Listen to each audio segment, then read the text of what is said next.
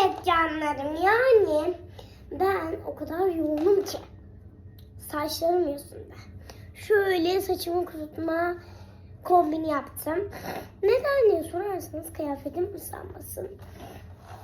Şimdi kurutacağım, çalıştırmaya başlayacağım. Ay.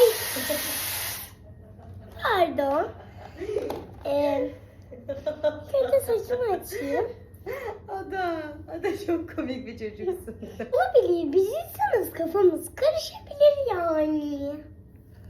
Neyse, çalıştırayım. Ay, sakarım.